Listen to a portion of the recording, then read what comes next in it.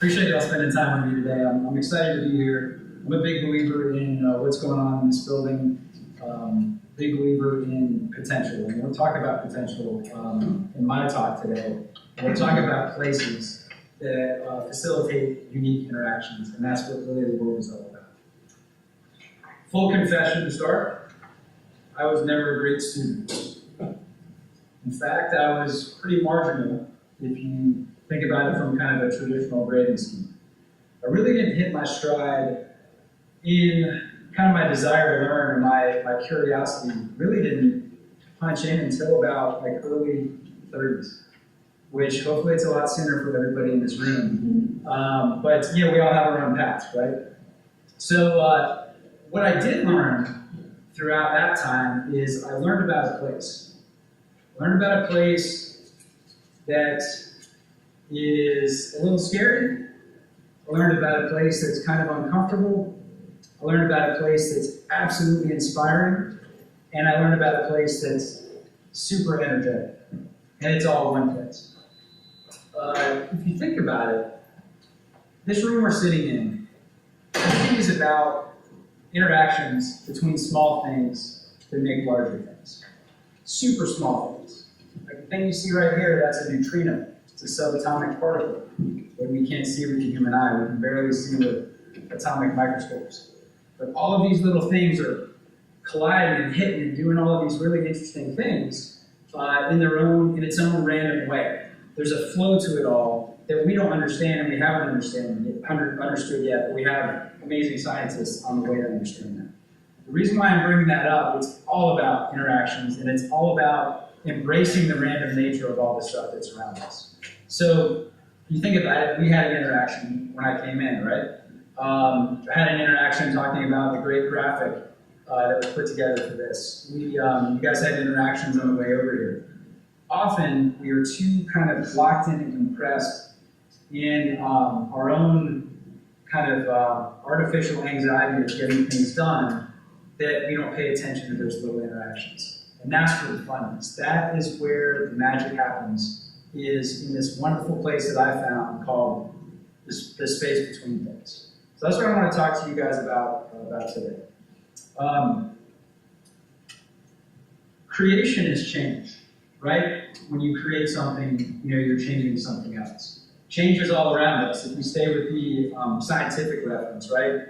All of the molecules in my body are going to change and refresh. 98% of them, according to Oak Ridge National Labs, reset every year. The molecules in your leg are not going to be the same molecules in your leg a year from now. So change is literally in the air. Literally in the air. Okay? So we're going to talk about the place between things.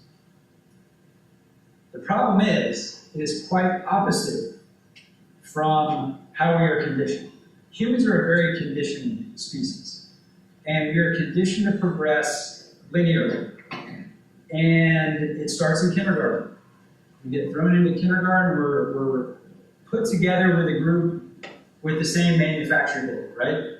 We're all the same manufacture date. You guys aren't my manufacture date. Quite a bit off, but we're all grouped together, right? Kindergarten, there's a bunch of boxes that we have to check. Information goes in here, we spit it out, we check the boxes, and move down to the next step. First grade, guess what happens? There's another list. Other boxes to check, information goes in, information comes out. And so on. So this progresses in a very linear fashion. And linear is looking this direction, right? And it continues in college, right? High school, college. In college, you come in, maybe your first week, you probably get the question, what's your major? I asked you that. Your second year in. I just figured out what I want to do. Like, I'm 42 years old, I just figured it out. So if you don't know the answer, it's totally okay. But it's all in this linear progression. So what I want to talk to you guys about today is the idea that instead of looking just this direction, there are ways to train ourselves to pull away from the traditional linear progression into, hey, I'm going to look up here, and I'm going to look down here, and I'm going to look over there instead of looking right there. Less comfortable than this nice, predictable path with all the other tires, but it's where the magic happens, like I was talking to you guys earlier. Has anyone read Medici Effect? Franz Johansson? Yeah, so it is the Medici family, absolutely. So it's based on that, right? So it's the idea that in Florence there was this epic era of creation in arts, and technology, and science, and all of this stuff. And it was due to a place. People aggregating around a place, but also with the means to execute. The means to execute was the banking family, right? Great art needs a little help to push along, right? So there was a book written that was super interesting that caught my attention that talks about another place, just like this place. CMII is a place. St. Peter, or Peter's Cafe, is a place too. It just happens to be in the middle of the North Atlantic Ocean. And the author of the book I'm referencing was inspired to write the book by this particular place. And as you see, it's really the only thing between the United States and Africa, Europe, across the ocean. So the people that land there, the people that stop in there, they've been on boats for days and weeks and all that, coming from all different places across the planet. Can you imagine the conversation at that bar? The people there, what they're talking about, where they're coming from? That is the intersection, okay? That is the intersection. That is not a linear path. That is not a group of similar minds sitting around talking about stuff they all know about. That is me sitting and learning about how you do your art. I have no idea how that works, and you teach me how to do that, It's the same thing. It's about the intersection and intersectional ideas as opposed to directional. Directional ideas, linear path, that's where we're coming from. We want to be at the intersection. It's an awesome quote from this particular book. And if you haven't read the book, I would put that on the list. It's one of my favorites. But it talks about the idea of deconstructing creativity and putting yourself in positions where you're uncomfortable. You don't know all the answers. If I'm in a room where I know all the answers, I go to a different room. I want to be the guy that doesn't know all the answers because I want to learn. I also want the opportunity to share, too, things that I've learned. But shortest way is to limit creativity is to jump in a room that you're like everybody else. It's uncomfortable to be in a room where you're not like everybody else. That's where the fun happens, remember? So what is creativity? To me, creativity is the thoughtful rearrangement of found elements. If you really think about it from a musical perspective. How many musicians? No. So think about a C-sharp minor chord. Does anyone own that? Does anyone say, that's my chord? No one can touch it. But if you play that C-sharp minor chord on a guitar, the way your fingers hit the strings, the rhythm, the feel that you have, the timbre of your instrument is going to be different than mine, right? You're arranging that found element differently than I'm arranging that time. So that's what I think of when I think of falling backwards on a chair. That's what I think of when I think of creativity. Everything is out there. There are elements. Subatomic particles, right? They're there. Matter is there. It's arranging it in a unique way that's different, that changes something from one thing to the next. That's creativity. Anyone heard of divergent thinking before? It's kind of you're going to start to see a pattern here. It's less of this, more of this, right? So there was a study done in 1968, NASA commission. NASA wanted to know where the most creative minds in the world were. Because they were throwing stuff into space and trying to figure out how to get that stuff back to Earth. They needed some creative minds. So they commissioned a study on divergent thinking. Divergent thinking means there is not one answer to a question. Multiple answers, right? What do we learn in school? Let's go back to first grade again. Stuff's getting crammed in here. Ask the question on the test. Your answer is either right or wrong. There's one answer to the question. See the disconnect? The theme today is going to be talking about I'm not here to say the K through 12 system is broken. I'm here to say there's a way to supplement what we learn with another lens. And that's what I want to kind of get through today. So divergent thinking. So I've got 4 kids, 13 down to 4. And they are the most creative people I ever met. My 4-year-old can basically pick up a piece of trash and find 50 different uses for it. And, some of the uses may be a bammer, a stabber, a hook, whatever he's thinking about. But he finds all these different uses. There's not one answer. It's not a piece of trash. It's a wing. It's something, right? So there's that sense of curiosity that gets lost. And this study, unfortunately, proved that as we get older, we lose it. We lose it unless we don't exercise. So, talking a little bit about the numbers in this study that NASA commissioned. 98% of this group of 3 to 5-year-old kids scored in the genius category of divergent thinking. So that means, for a paperclip, they probably came up with 50 different uses. As they progressed, and it was 1,600 students, so not a huge sample size, but decent enough to be viable. Here's what happens as we go along. By 5th grade, that number dropped to about 35%, 33%. Adults, another sample size, 200,000 people, dropped to 2%. Not so good, right? The good news is there is a way to exercise that. Just like you go to the gym, hit the squat rack, your legs get stronger. It's the same thing. You go in, break down your muscles, they grow back stronger. Is it uncomfortable? Are your legs sore? Yeah. But do you get stronger?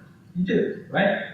So I just wanted to point out the kind of the disconnect that I've seen. Let's talk about creativity a little bit more. Anyone heard of a guy named James Webb Young? I didn't either until a buddy of mine shared this. So he was a famous advertising executive, I think back in the 50s or 60s.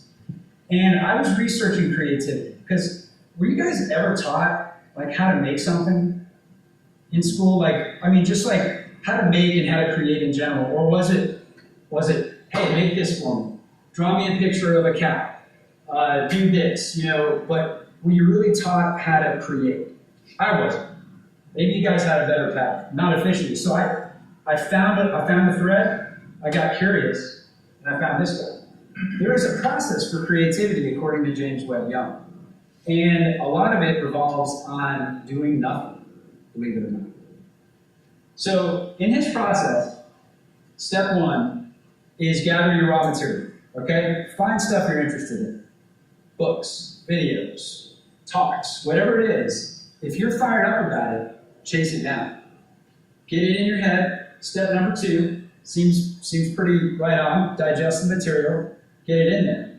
And then walk away for a bit. Walk away for a bit. Because the magic happens in the unconscious. The magic happens behind the scenes. When you stop the directional mind and you let connections happen. Do you ever wake up in the middle of the night with a really awesome idea or a melody in your head? You're like, oh yeah, that's this aha moment that they're talking about. There's a lot more neuroscience behind it that I would be way over my skis if I dug into, but there's a bunch of information out on it. But letting those connections organically happen is huge. Then the aha moment comes, you wake up, you write down that melody, you sing it into your iPhone or whatever, and then you take that idea into reality. Then kind of the hard work begins. You captured it, but now you got to execute. But I thought it was really interesting. So he's got a book, The Technique for Producing Ideas. You can literally read this book in 35 minutes. It's time. It's time. Super interesting stuff. Has anyone ever heard of CMII, CMII? Heck of a name, right? Pretty awesome. It took me a while to actually figure out how to pronounce that. But he is a guy that stayed in that world of research and creativity.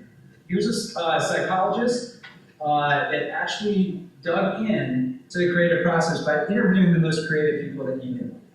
Sat down with them, kind of got in the brain, how do you create, how do you rest, what's your routine, all of these different things. And out of these hundreds and hundreds of interviews, he kind of pulled in some really interesting points. One of which you guys have probably heard before, the idea of flow, concept of flow, being in the zone. You know, if you're playing basketball and you can't miss, you can get to the rim anytime you want to, you play defense like it's your last day on the planet. That's flow. Time goes away. Sense of self goes away, and you're just in this moment. So he actually documented that and coined that phrase back in the day, and continued to research that, among other things. But some interesting takeaways from his research. Normally, when you think of creative people, I kind of fall into this category that time management isn't one of our best skills. Mine, it isn't for me. I guarantee it. But the idea of taking control of your schedule, time is such a precious resource. We have 1,440 minutes in every day. And we spend them in real time. It's the only resource that we spend in real time. You can't store it, you can't save it, can't do anything beyond that with it. So if you take control of your schedule, carve out time for creativity. Don't make it a last thing, make it a first thing. Create space. So remember we talked about James Webb Young? The idea of letting your subconscious take over? Make slack in your system.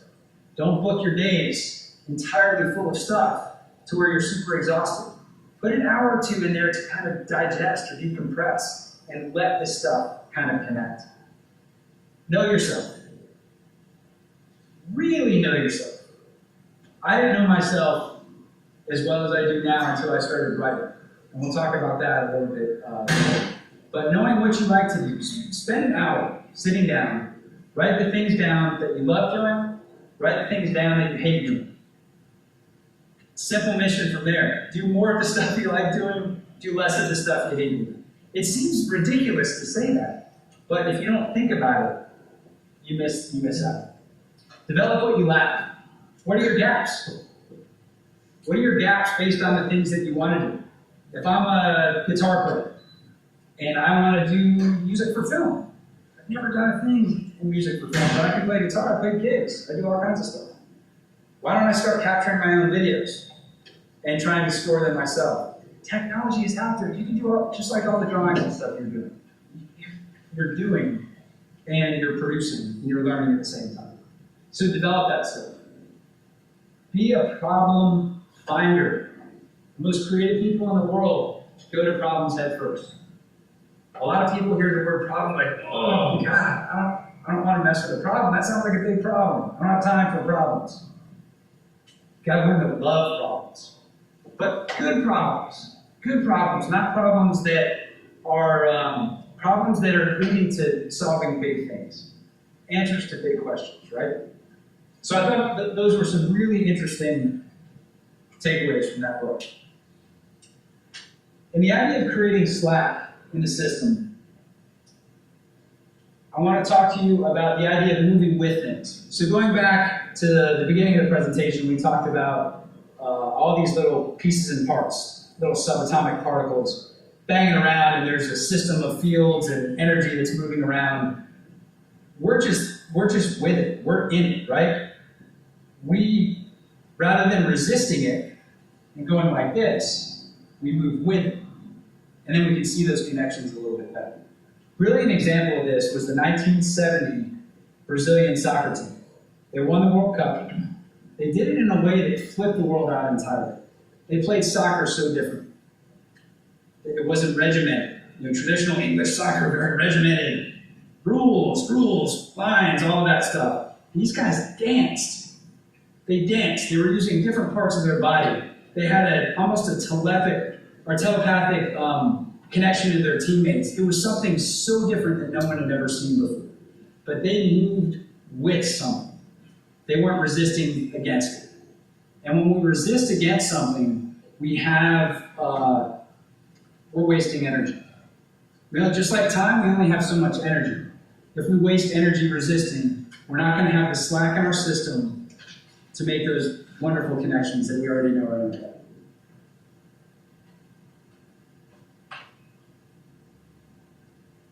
Alan Watts is one of my favorite people in the world. Unfortunately, he's not with us anymore. But if you ever want to dive into more of this stuff that I'm talking about, that's kind of in the mindfulness realm, kind of in the awareness realm, Alan Watts is great. And the only way to embrace change, remember we talked about change as creativity, right? When you create something, you're changing something from something else. And sometimes it's bumpy, sometimes it's uncomfortable, but move with it. Be that Brazilian soccer team. Don't be the one holding and resisting like this, because you're never going to make the connection.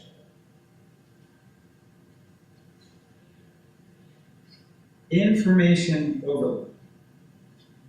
It's kind of funny that I say this as I'm giving you guys information. But in the last 24 hours, more information, more content was put out than we could possibly watch in a year. If we grabbed all that content, sat in this room for a year, we couldn't watch it. Last 24 hours. Tons of noise coming everywhere. You know, and I actually did a little bit of a study on my own. So there's this idea that when you're creating, when you're kind of in that creative zone, protecting your time, not being distracted, right? Every time you pick up your phone, refresh email, it's basically a 20-minute reset. To get your mind back into place that you spent so much time cultivating. Remember flow? There are ways to get into flow, and if you get down the path and then break it, you start over. So when you check your phone, it's a 20-minute reset. Think about how many times you refresh and check your phone every day. That's the mental energy you're sending somewhere else. And I always think of email as someone jumping into my to-do list uninvited. Email is important. It's important to stay connected, but you know, separating those tasks and that sort of thing. So anyway, there's a ton of information out there, and you know, we talked about the idea of protecting time. Just be aware of that, because it's easy to get lost. This is an interesting idea that I ran across, and I think the most successful people are going to be able to dive into the topics they're interested in diving into. Remember, James Webb Young talked about digesting that material. What we do with that material in our unique combinations of those found elements, and as we synthesize those into something new, that's creating something altogether different. We're either changing a discipline, we're transforming two disciplines into one. It's something that wasn't done before. But be a synthesizer. Don't just be a pass-through, right? Combine and synthesize. I want to tell you a story about a friend of mine. This guy is one of the most talented creators that I know. He lives in Athens, Georgia. He is a guitar maker. His name is Scott Baxendale. He's worked for Mossman Guitars. He's had his own guitar making company for a while. He's a producer, he's an engineer.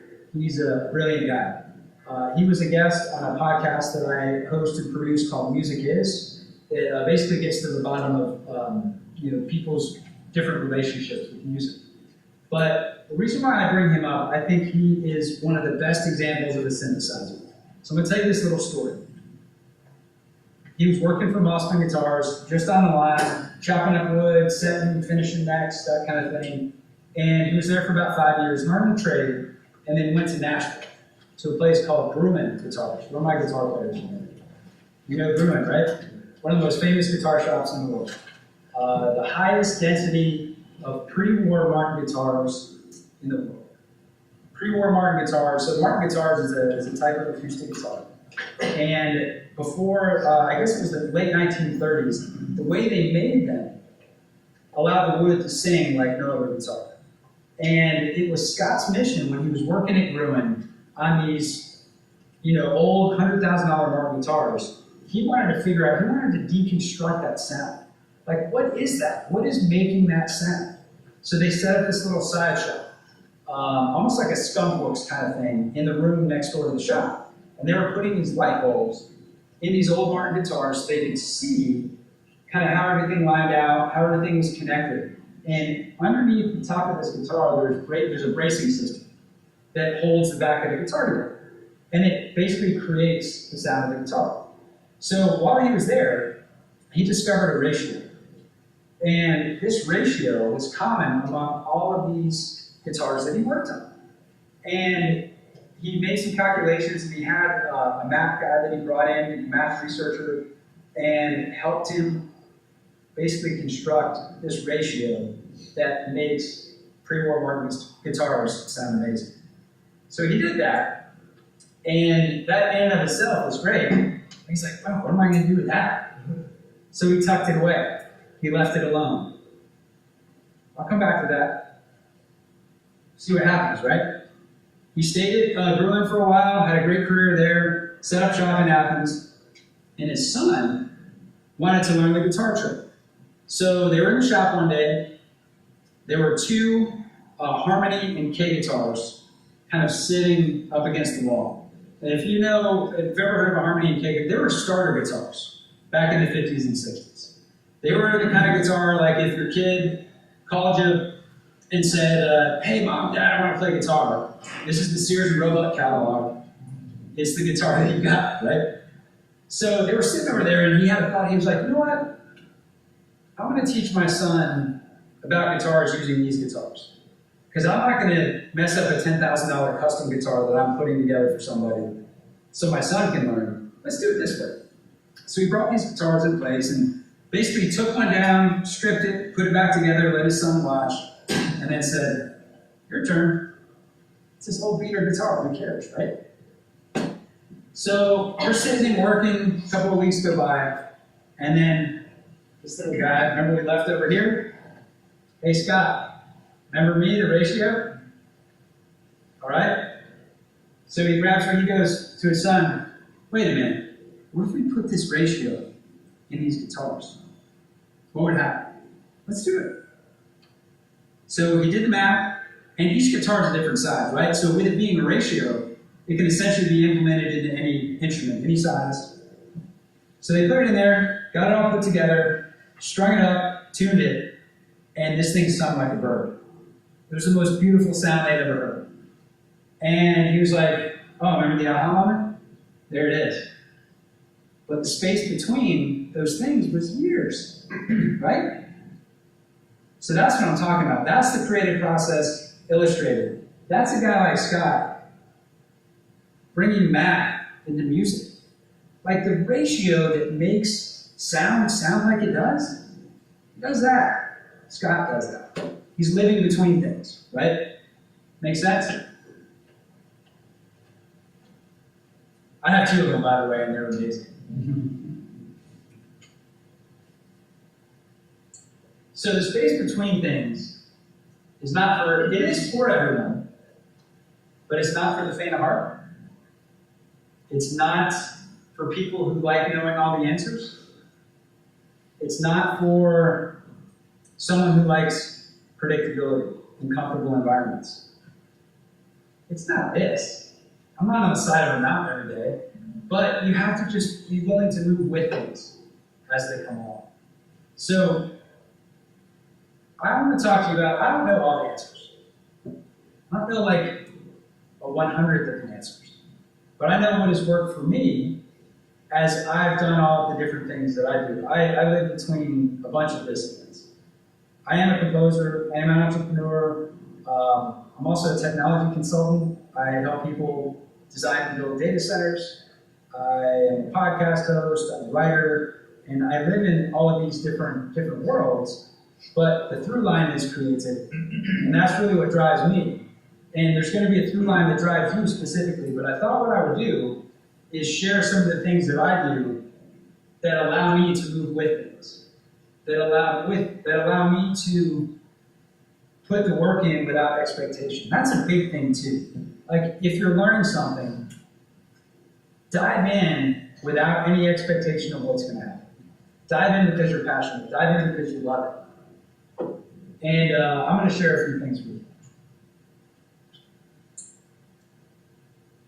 One of the biggest game changers for me over the last 5 or 6 years was figuring out meditation. And it's a way for me to create slack in my system. My brain was always just firing. And I never had a way to shut everything off. I needed a light switch to shut it down. I found my light switch, and I found it in a really interesting way. Your ego is a good thing, your ego is a bad thing. It was awesome when we were running away from dinosaurs and trying not to eat dinner. It's awesome in other aspects as well, but it's also limiting. And it's limiting because it protects us from looking silly. It doesn't want us to look silly. It's okay to look silly. It's totally fine. You learned that, right? So picture me. This was about 6 or 8 years ago, 5 o'clock in the morning. I'm getting ready to walk out the door to work. And I think I looked on social media, and it was a meditation challenge. It's like a 21-day meditation challenge kind of thing. And I'm like, what the hell? I just kind of plugged it in. And, all right. So these 15-minute little videos, and at the end of the day, I'm sitting in my home office, got these headphones on, and I hit play. And I'm just thinking to myself, oh God, what if someone walks in? Like, I feel so stupid right now. This has got to be ridiculous. And I get through it, but I'm giggling, I'm laughing, I'm like a little kid. And the next day, I laughed a little less. And the next day, I didn't give a crap if someone was going to come in. And the next day, I had my off switch. Game changer. Game changer. There are a couple things out here that are good. Headspace and Calm are some apps. I find them to be a little bit mechanical. I like the approach, a little bit of a softer approach. Tara Brock is great. She's on iTunes. Guided meditations, awesome. Brain FM has some really interesting stuff. It's an app that has 3 or 4 different things on it. But what this allows you to do, and I do it first thing in the morning, right when I wake up, 20 minutes, and it's kind of my, all right, I'm in. Good, I'm in. Some people do it at night. But what it also allows you to do is slow down a little bit. Like, we move so fast. Slow down and look at things. But look at them in a curious way. Like, on your way home today, or on your way back to your, wherever you parked or whatever, look at things a little closer than you did last time. Look for those little small things, and you will find beauty in the mundane. I guarantee you. It's everywhere. But this opens your brain to do that. It trains you differently. Just like we're trying to get off that linear progression, it's the same thing applied to mindfulness. Another thing that I've been doing, a lot of people have heard about gratitude practice lately. If you don't write it down or you don't say it to yourself, it's not really real, in my opinion. If you write something down, you remember, and then you may remember to call somebody. Remember, hey, remember you helped me out the other day? That was really awesome, really appreciate it. You're putting good energy back in, right? So mindfulness is one of the tools. Actually, I tell you, this is funny. So I got my 4-year-old is big into like Legos, Ninjago, Spinjitzu, all that crazy. He's a ninja guy. And I'm literally training him to be a ninja because he's meditating with me now, and it's awesome. Like, he laughed his butt off the first 3 times, but the last time he did it, super quiet. So anyway, I wish I had this superpower when I was his age, and that's what I'm hoping to do with him. So we talked about this, protect your time, right? 1,440 minutes. That's all we got. And you guys are losing 35 of them already to me. I'm sorry. But a couple things that I learned. I protect the first 90 minutes of my day. I'm the most creative in the morning. Some people are more creative at 3 in the morning. I used to be that way. I flip-flopped, I think. But I protect that time, and that's my maker time. Maker time is different than manager time. Maker time is what Cal Newport, he's a researcher as well, calls deep work. The real deep work, the real creativity comes from focus and comes from staying in, because it takes at least 90 minutes to get in the zone, right? We have a rule at Two Motors, my music production company. Whenever we're doing demos or sketches for somebody, the rule is a 3-hour muse. That's what we call it. You sit down, and the first 20 minutes, 30 minutes, your brain is doing nothing but saying, oh, dude, you suck. This tone is terrible. Like, you can't play guitar. You're muffing up everything. It's that little voice in the back. That's 20 minutes. Get him out of the way. We're good. You start to flow. You start getting confident. And then by an hour and a half into the 3-hour muse, which is different than the 90 minutes in the morning, this is more Tune Lover specific. It takes the time to set the stage, to get in the zone, and then deliver. So give yourself the time. The maker time, manager time came from an article I read by the guy who founded Y Combinator, which is kind of a startup accelerator. It's been around for years. And he basically was having trouble delegating time to administrative tasks, like answering email, phone calls, proposals, this and that, things that you can do in short time frames. And then when he was making things, he needed separate time for that. So bouncing from one to the other, remember when we check our email, 20-minute reset, we lose that window really quickly. So I've had really good success. I literally make, like if I showed you my journal, I literally make 2 things on my schedule every day. Underneath my gratitude statement, I say MK for maker time, what am I making today? And then MG for manager time, what do I have to follow up on today? Put those 2 tasks in and I stick to that, and I usually get my stuff done. One other thought, no more than 8 things on your to-do list. 8 productive hours in a day, things usually take about that. I used to do these to-do lists, and they would just like extend, and they're like 4 pages long, and every time I cross one thing off, I'm adding 8. No more than 8 in a day is something that I So we talked about getting to know yourself. And I started writing a blog about 1.5 years or 2 years ago called 52 Musings. And I wanted to create more than I was consuming. I was reading a lot, but I wasn't doing anything with it. I wasn't synthesizing, right? So what that allowed me to do is every day, or every week, I wrote every day, but I would put something out every week. And it could be on topics ranging from quantum mechanics stuff that I was digging on, to mindfulness, to fearlessness of a child. Basically anything that I was interested in, I dove into. And then I started connecting dots. And then I started understanding at 39 years old, at 40 years old, wow, okay, that's kind of the dude I am. I wish I did it a little sooner, but I would really recommend in the mornings or whatever time you find, just write, and write without expectation. Remember that. Like, put effort in without expectation. Don't judge yourself. Just do it. You'll thank yourself for it. The last thing, this is kind of a Ben Franklinism that I've taken. He always said 5 hours in every week should be dedicated to learning. Not, undistracted learning, right? Dug in, deep work, no distractions. So what I've been doing is actually setting windows in my week and protecting that time. If you don't do it, it's going to go to somebody else. Win the battle. We've talked about the war of art, right? So War of Art is one of my favorite books. And the author talks about this idea of resistance. And the idea that he's a writer. So he wrote The Legend of Bagger Vance, a bunch of other books.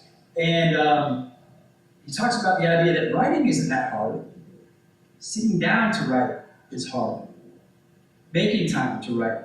Sitting down and looking at that blank page. Sitting at the piano, banging out melodies that are like, not quite there. And then your phone starts calling, I better check that email. I gotta go to the post office, or I gotta go make breakfast. All of those things are easier than writing. They're easier than writing, but they're less fulfilling than writing, right? So battle resistance, win the battle. I love the idea of the muse is earned. People always talk about inspiration. And I'm just going to wait to be inspired. Like there's this big, booming moment where all of a sudden you're going to throw a giant symphony out, right? So there is the aha moment, but it doesn't come without the pre-work. You got to put the work in to get there. You got to sit down. You got to battle. You're gonna do a lot of battling before you create something great, right? So that muse is earned, and it's a muscle that you can train. Just like we talked about, all these things we're talking about today is just like going to the gym, but in a different way.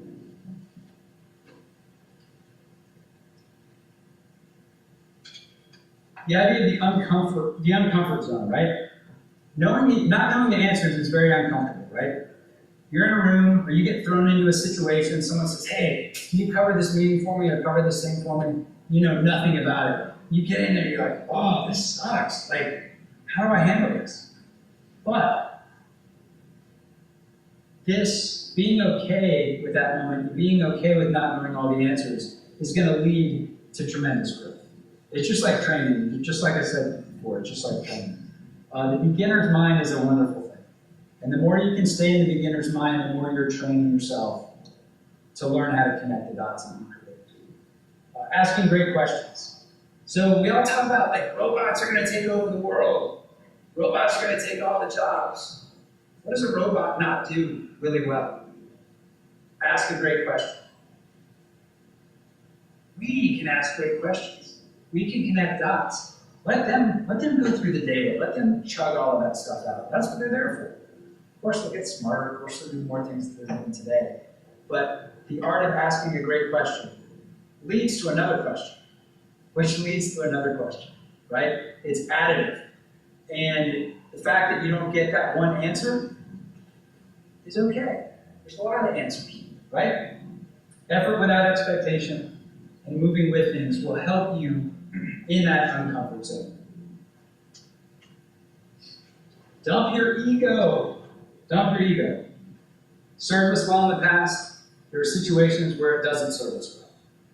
I went through an exercise where I asked 3 friends of mine, 2 close and 1 kind of an acquaintance, this question up here. And I asked them that question, and I listened to the answer. And it wasn't necessarily comfortable. My ego was like, man, you're not that. No, you're not that at all. Like, so my brother was one of the people that I asked. And he said, you know what? You do a bunch of amazing stuff. It was kind of like the hug punch. You do a bunch of really great stuff, but, and it's so valid. It was a time management thing. He told me that I needed to be better and aware of other people's time. Because other people were valuing their time, and I would just kind of strut in and land when I did, but it's not really respectful of people who are taking time. So I sat back and like, you're right on. Absolutely. I asked another person, actually my business partner, I asked him the same question. He said, you know what? You get spun up on these ideas really fast and you jump in 100% before going, hey, that doesn't really make sense. Why are you spending all that time on it? And I thought about it. I was like, you know what, no, I'm chasing down an idea. I'm going different directions. But, I've spent a lot of time on some really bad ideas that I could have been like, that makes no sense. And that's taken up way more of my 1440 than I wanted to take. So just some ideas. I wanted to share those answers with you because it's a hard thing to do, to battle your ego. But if you learn to do this and you learn to do it now, everything else is going to be so much easier. Guaranteed. Stovetop philosophy. I worked in kitchens for a long time.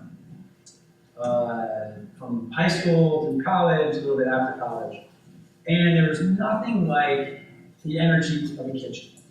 It's like the utmost, it's like the compression of creativity in like a little line, right?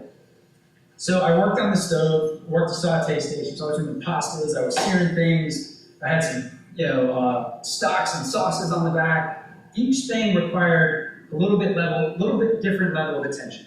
So if I had like a stock in the back, I didn't need to mess with it, just stir it every now and again. If I was searing salmon, I had to be kind of right on this thing. If I had a pasta going over here, it was kind of simmering. All of those different things are totally unrelated, right? The sauce or the stock may go on the soup that someone else is making, and the salmon's going on this dish, and the pasta's for something else. And all of these ingredients are being combined in unique ways and under unique time compression, right? It's okay to have a lot of ideas going on. It's okay. Like, Scott Baxendale had that idea, and he put it back there. It was in a stock pot. He was going over here to check out some salmon, right? It's okay to have that stovetop philosophy. Entertain those ideas. Keep them spinning, but don't stay in on them if there's nothing going on. If you don't need to stir the stock pot, don't stir it. No, it's there. It's there, and there's going to be a connection where it's going to be like, hey, remember that stuff that's on the stock pot? Holy cow! All right, I got my application for it. Give it time. There is a lot of people will at least I'll give this from my perspective. A lot of people thought I was scattered, and I was all over the place, and I very well may be. I'm pretty sure I still am, kind of. How about that? But it's okay to do that. It's okay to have that going. I thought it was, and I was like, man, everyone else is kind of really focused. You know? Got like 9 things on my stockpile. This guy's just like grilling steak. That's all he's doing. He's really good at it. So don't get discouraged by chasing down multiple ideas, because a thread will emerge between them all, and it's going to be game-changing. Stovetop. So here's another idea that I'm actually pursuing right now, the idea of the mastermind group. There was another book called Think and Grow Rich that was written in like the 50s. It sounds like a get-rich-quick kind of scheme, but it was really a concept of picking the economy up, or picking the people of the economy up after the war. When there was all of this manufacturing, all of these jobs, war ended, jobs went away, they were like, holy crap, what do I do? This guy wrote a book and kind of said, hey, here's an idea. He had what he called a council of invisible advisors. It sounds batshit crazy, but it's pretty awesome. What he did was he knew he read so much about Thomas Edison, about Ben Franklin, about Henry Ford, about all these people that he really enjoyed their story and their creativity. He knew them so well that he would literally get in a room by himself, sit around the table, and bring these points up and be like, Tom, what do you think about this, and how would I go about this? Yeah, Ben, I ran across this thing the other day. Crazy, right? But like kind of amazing at the same standpoint. So he had this. So I started calling that idea down a little bit. Ben Franklin had something called Junta, which was a group of people that he pulled together from different disciplines that were there. There were very strict rules for this. You had to be a patient teacher, you had to be a curious learner, and there was mad respect for everyone else in the room, no egos. As soon as an ego came up, you were shown the door. So, curious learning, patient teaching, and what I added to my particular group is creative power is a superpower. It really is. And I think there are ways to harness superpowers and do something bigger than ourselves with. Not just make movies, not just make songs, not just write books and art, but change the game, change the world. Use our powers for good. So I would think about who you could pull together in your group. Maybe it's you guys. You know, that coming from different disciplines. Don't build a group of all people that are doing your stuff. Build a group, bring in a computer scientist, bring in a chef, bring in an artist, bring in a musician, and stir the pot. No expectations. Remember, work without expectation. This is where the magic can happen too. This is the mini place. This is the big place, right? This is the mini place. We have an amazing tool at our disposal. It's a little far from here, maybe. But where my studio is, it's kind of right on the Beltline. And middle of the day, I make time to go out and walk. Slack in the system. Make slack in your system. Go out and walk. Go sit on a park bench. Chat with somebody you've never met before. Do something different than whatever you're stuck in doing, whether you're writing or creating or whatever you're doing. Punch out for a bit. Go for a walk. Create slack in your system. That's going to allow all these connections to happen. This walking meeting idea, Steve Jobs used to do it. And it actually goes back to like Greek philosophers. They would walk and talk.